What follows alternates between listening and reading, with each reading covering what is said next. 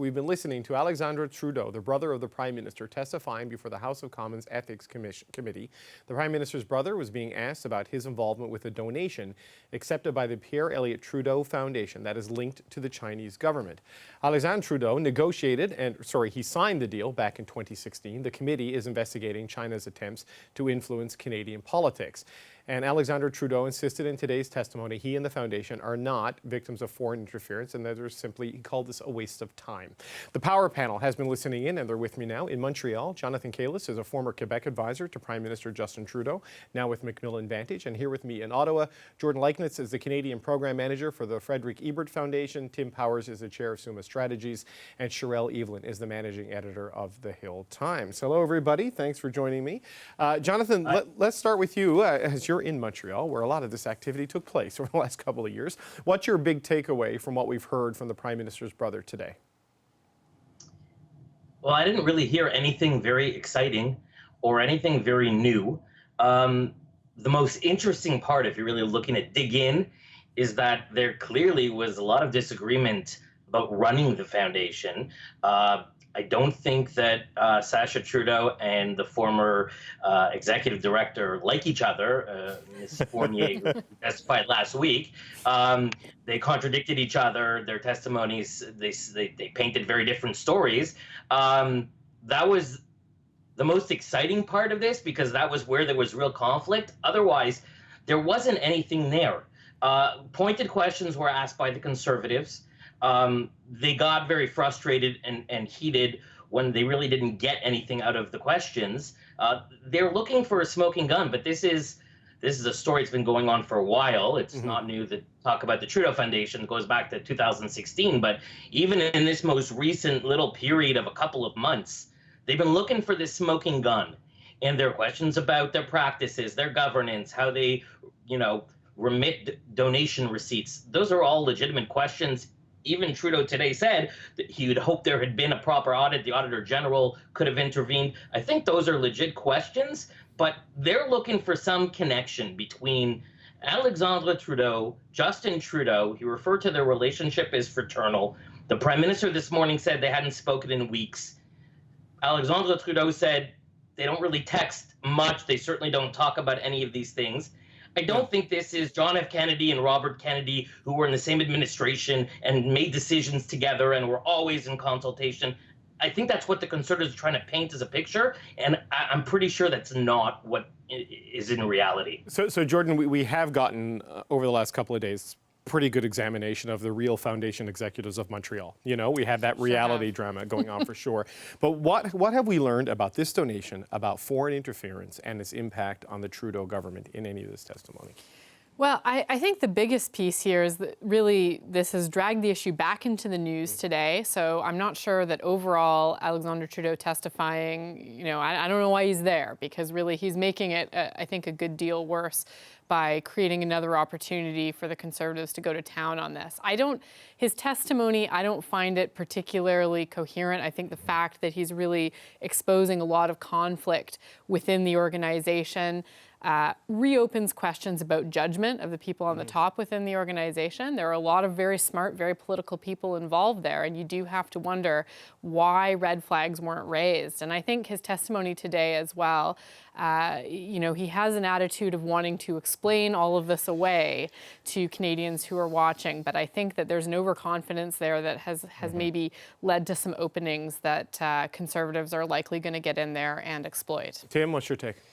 Well, just building on something Jonathan said, if this were simply about the operations of the Trudeau Foundation, then great, fine. Maybe Alexandre Trudeau did a reasonable job in that regard, but it's not. It's about association. There's the operation and then there's the politics, and it's the associational links that the Conservatives are going to use, and Mr. Trudeau, Sacha, gave them today. What did he say today?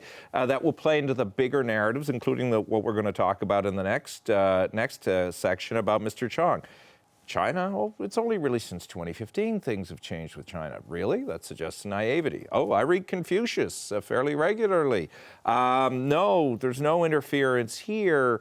I have, he didn't state this directly, but an admiration for China. That will all be used to come at Justin Trudeau to say, hey, this is why you're falling down on the job on security. This is why the PRC is running around Canada doing what it's doing.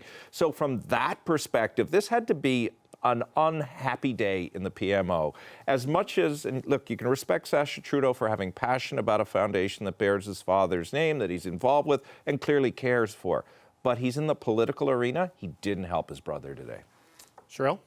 Yeah, I would agree that I don't think that Alexander Trudeau being there today, helped in the grand scheme of things. Having him there talking about how honorable and admirable these men were who made the donation, I don't think is going to, help or play well, because he didn't set up a real, I won't even say believable situation where these men, well, why are these men so admired? And why are they so honorable in China specifically? If the accusation is that they are backed and they have the backing of the Chinese government, well, those would kind of go hand in hand. And that's not really, he's not really offering much by way of separation from the donation itself and the Chinese government, which I think it was really important for him to do. Whether or not, he and his family and his brother, they're tight, or they have a more, I don't know how else you describe a relationship with your brother aside from fraternal, because that's literally what it means. It's dictionary definition. Yeah, so he didn't really do the job of saying, hey, everything is kosher here, because that's not really the question. The question is,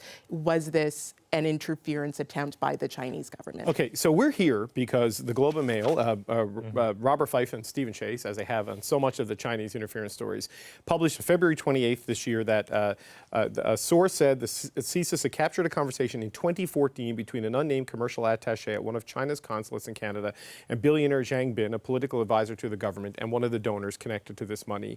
The source said the diplomat instructed Mr. Zhang to donate $1 million to the Trudeau Foundation and told him the Chinese government would reimburse him from the entire amount. So this is a conversation that reportedly took place in 2014.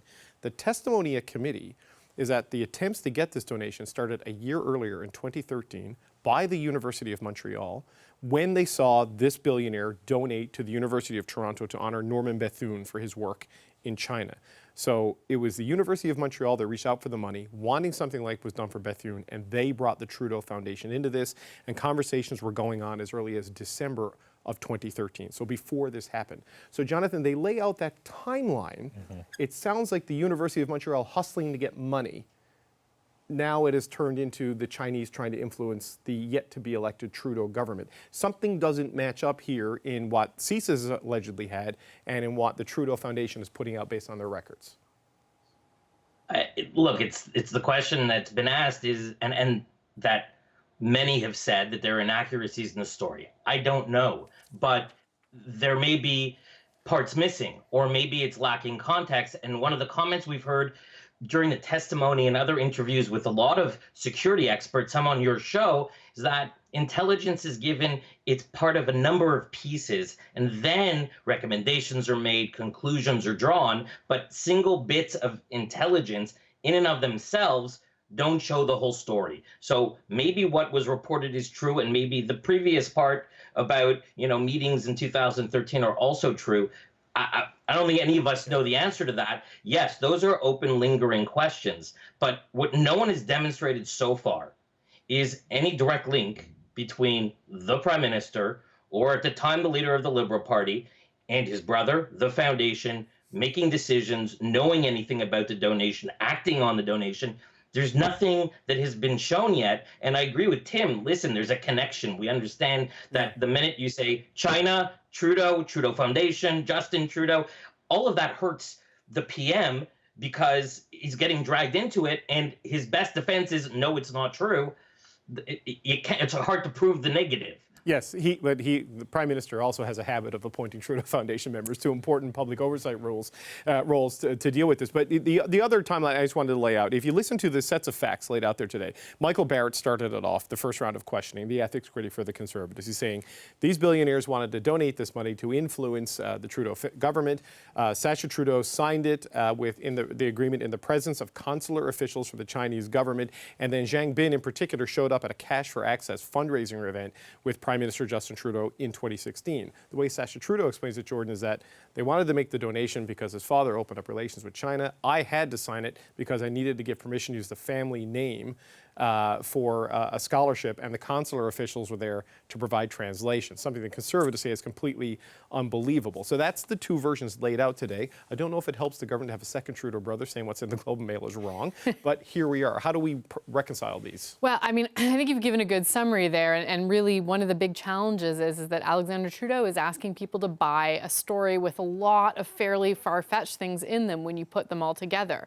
So you have to believe what he's saying is true, you have to believe that there was no political component to that Chinese involvement whatsoever at any point, that those consular officials were just there to translate, and a number, like, these things just don't add up when you take them as a whole. And so I think that the challenge that he has is that his narrative just doesn't meet the nod test in the context that we're currently in, where we know that Chinese interference is an organized effort, one that is being directed at the political level in China, and one that could very plausibly be a part of this. And I think today's testimony could be potentially damaging for the Prime Minister, mainly because what it's done is it's actually drawn the issues at the foundation, which we all know that Justin Trudeau has not been personally involved for many. That's right. Yep. But it's actually drawn it again closer to Trudeau's family.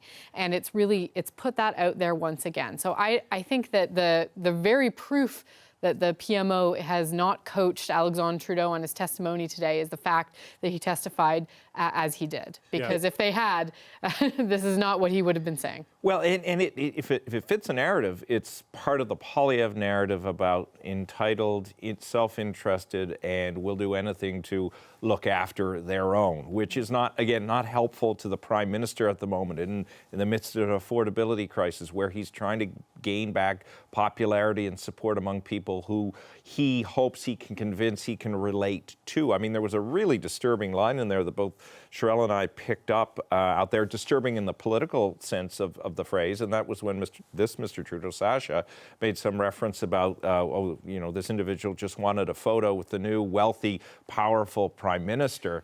Yeah, I came across that way, and again, it's going to get clipped, I suspect, in an ad that he may have meant the wealthy individual. Yes, he meant Zhang Bin was wealthy, but it didn't sound like that. So again, I want to pick up on something Jordan said. Look, we all have mannerisms and styles, but when the Trudeaus defend themselves, they do come across as being a bit of above the rest of us. And again, seeing that performance right now is not what the Prime Minister needs. And why his brother decided to do it, the passion issue aside, not helped him today. Sherelle, Sacha Trudeau called it a waste of time today. There is no foreign interference. I mean, what do you make of those assertions and that competing version of events that he laid out opposite Mr. Barrett?